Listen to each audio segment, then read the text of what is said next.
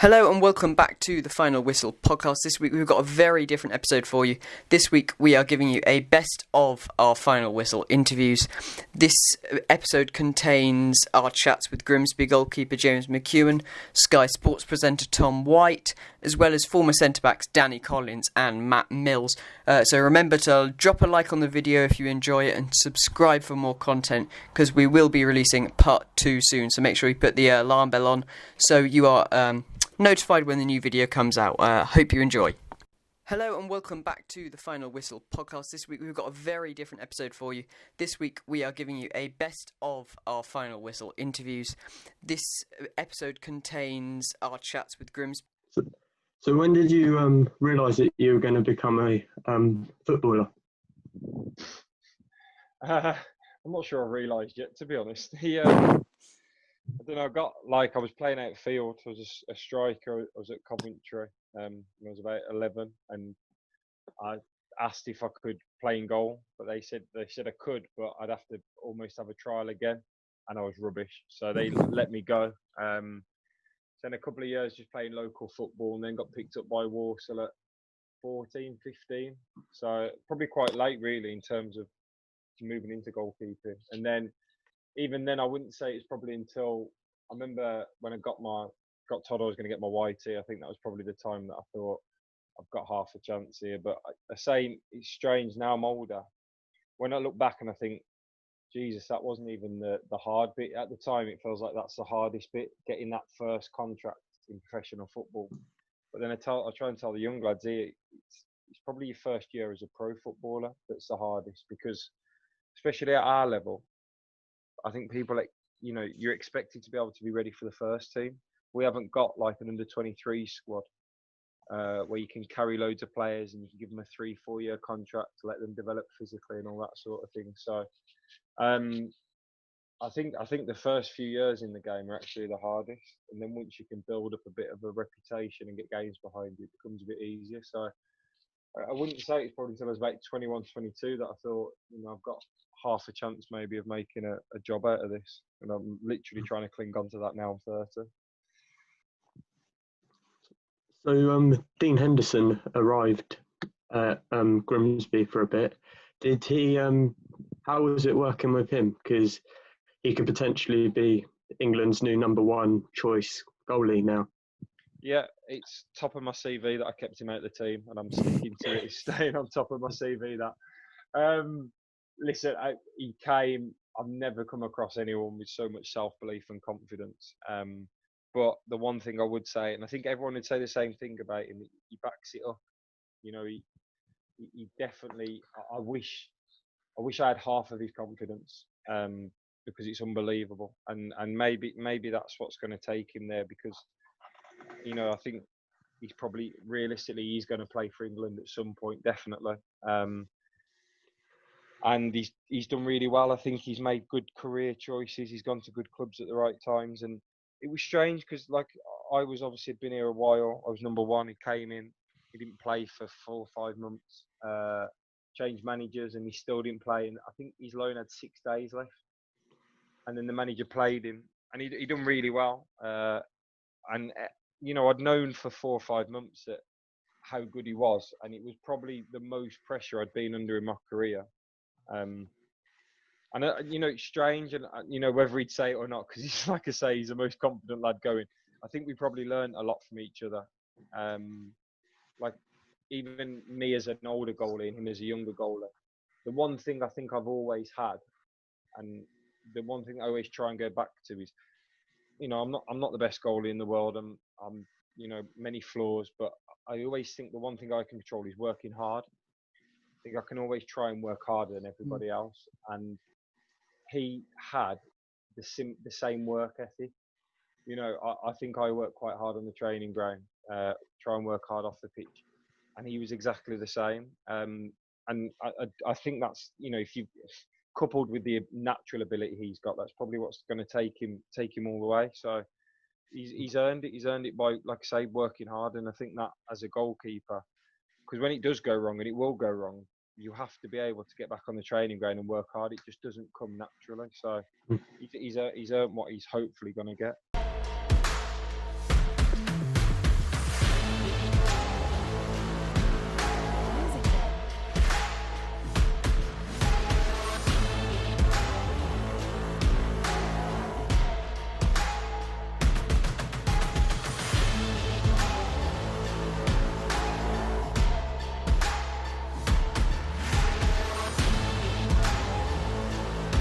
Well, of course, you said that you've been at Sky for quite a long time. Who's the biggest name, in your opinion, that you've worked with or interviewed? Well, the biggest name that I've interviewed was actually while I was trying to get to Sky, when I was putting a show reel together. You know, like you two may go out and interview players and such like, and put it on a show reel to try to get a full-time job at somewhere like Sky or anywhere else. I did that, and I had Sir Bobby Robson, who I know he'll have been before your time, but he was the manager of England 1990, Italian 90, when England got the semi-finals and got knocked out on penalties to West Germany. And that was the first World Cup that I got into football. I was 6, just about turned 7. That's what made me fall in love with football. So Bobby Robson was the manager. Paul Gascoigne and Gary Lineker, the just key players, along with David Platt as well. So Bobby Robson was an absolute hero to me. And he allowed me to do an interview with him. And still, to this day, it's very hard to top that, because the stories he can tell, he's managed England, obviously. He came fairly close to winning the Premier League with Newcastle. He had a distinguished playing career, had incredible success before my time as manager of Ipswich. Absolutely amazing. He's also managed Barcelona. He's managed PSV. So he's managed abroad. He's managed England. He's managed brilliantly in England as well, all the way through his career, as well as a very good playing career. And he was the best interview I could ever give, because he did not shirk any question whatsoever. I think he thought, well, it's just this lad's show reel, it's not going to go, which it wasn't. It wasn't going to go anywhere. And he was so honest, and he let me do that interview for as long as I wanted, even though it was an incredibly busy man. And he knew that I was a Sunderland fan as well, and he was Newcastle through and through. It was brilliant. So nothing has ever topped that.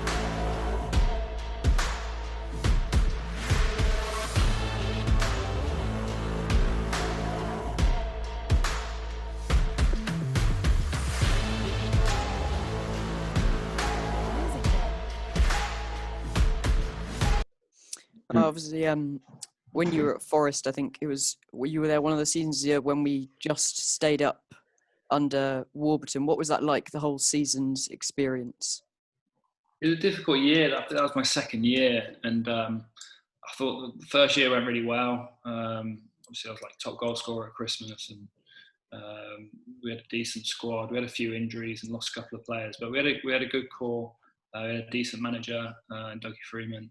And then when he left, and obviously Philippe came in, Philippe Montagnier, it was just a really bad pre-season, and I think the team just really struggled under him.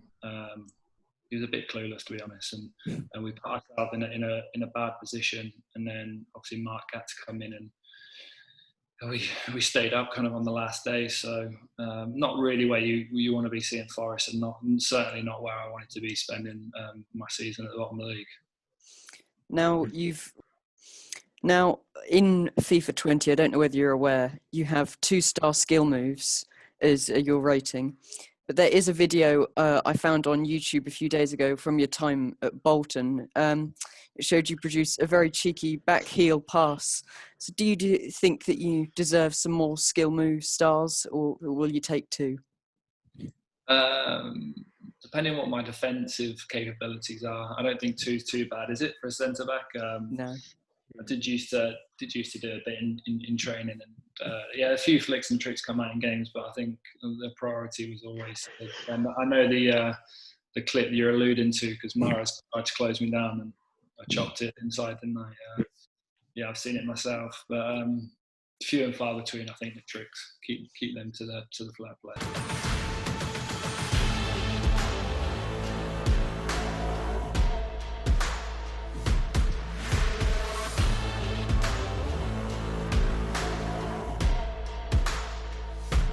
Yeah, so it sounds like obviously you had quite a sort of interesting start to your career, moving from like midfield down to a defensive role. And then obviously, out of all the managers you've had since obviously you played under quite a lot of managers and you've been like experienced. Who would you say sort of? Did you have anyone that was sort of like a role model to you, or did you sort of look up to anyone who sort of influenced you quite a lot when you were playing? Yeah, I mean, I've probably had 20 plus managers in my time, and you get all different characters. Some you get on with, some you don't really take to. I'd say Mick McCarthy obviously signed me at Sunderland just after I left Chester in October 2004. I came up to Sunderland, and I like Mick. I like everything about him. I think he's honest. His man management skills are good. He can have a tear up in the changing rooms when he needs to get into the lads. So he sort of ticks a lot of the boxes, really. And he obviously gave me a chance to go from Chester, who at the time were obviously playing in League Two. Yeah. When I joined Sunderland, we were fourth in the Championship when I came up to Sunderland. So he took a few lads similar to myself, Liam Lawrence, who was at Mansfield, Dean Whitehead at Oxford, and give us our chances to come up and play at the high level, and for a club the size of Sunderland. So I'll always respect Mick for that and thank him for giving me a chance to come and play at a higher stage. And obviously I had Roy as well, Roy Keane. The season we won the Championship for Sunderland as well. Again, a fiery character, as everyone knows, but someone I got on well with off the pitch as well. So I've had a lot of good characters. Gary Speed with Wales. He took over Wales from just after John Toshak and took Wales forward. I think we were struggling at the time, sort of 100 plus in the world, and then Gary came in, took over, and just changed everything really. The standards in training went up. The standards just around the camp, really, everything was done proper. Professional about it, and it just went on from there. Unfortunately, we know what happened with Gary, and then Chris Coleman's took Wales on from there, really, and he's done a great job as a country. Now, your longest spell at a club was at Sunderland. What made you stay at the club for 5 years? I was enjoying it up there. I say come up 5 years. They were in Championship. I had two promotions, won the Championship twice to get back up to the Premier League. Just enjoyed the football and got used to know what it's about to play football up here. It was a big expectation in the North East. They live and breathe for the football.